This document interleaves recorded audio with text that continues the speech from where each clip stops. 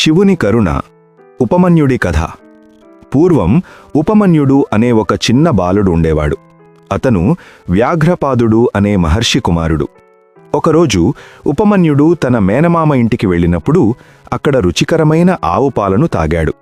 తిరిగి ఇంటికి వచ్చాక తన తల్లిని కూడా అవే పాలు కావాలని అడిగాడు.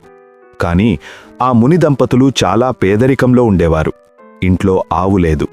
కొడుకు ఆకలిని చూడలేక తల్లి నీళ్లల్లో బియ్యపు పిండిని కలిపి అవే పాలు అని చెప్పి ఇచ్చింది. అది తాగిన ఉపమన్యుడు, అమ్మా, ఇది పాలు కాదు, కేవలం బియ్యపు పిండి నీళ్లు, నాకు అవే అసలైన పాలు కావాలి అని ఏడ్చాడు. అప్పుడా తల్లి కన్నీళ్లతో ఇలా అంది, నాయనా, మన దగ్గర సంపద లేదు. ఆ పరమేశ్వరుడు అనుగ్రహిస్తేనే మనకు ఏదైనా లభిస్తుంది. నువ్వా శంకరుణ్ణే ప్రార్థించు అని చెప్పింది. తల్లి మాటను నమ్మిన ఉపమన్యుడు అడవికి వెళ్ళి ఒక చిన్న మట్టి లింగాన్ని చేసి నమశివాయ మంత్రాన్ని జపిస్తూ ఘోర తపస్సు మొదలుపెట్టాడు. చిన్న పిల్లవాడు చేస్తున్న ఆ తపస్సుకు శివుడు ముగ్ధుడయ్యాడు. కాని అతడి భక్తిని పరీక్షించాలనుకున్నాడు.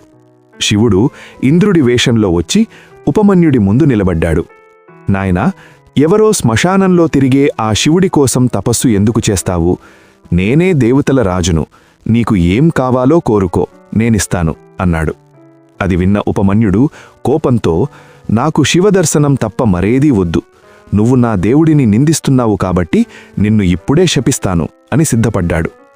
బాలుడి నిశ్చల భక్తికి పరమశివుడు సంతోషించి వెంటనే పార్వతీ సమేతంగా నిజరూపంలో ప్రత్యక్షమయ్యాడు.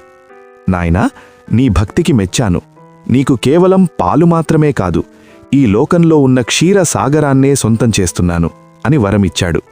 అప్పటినుండి ఉపమన్యుడు ఎప్పుడు కోరుకుంటే అప్పుడు పాలు కురిసేలా శివుడు అనుగ్రహించాడు. మనం స్వచ్ఛమైన మనస్సుతో, నమ్మకంతో దేవుడిని అడిగితే ఆయన మనకు అవసరమైన దానికంటే ఎంతో ఎక్కువే ఇస్తాడు.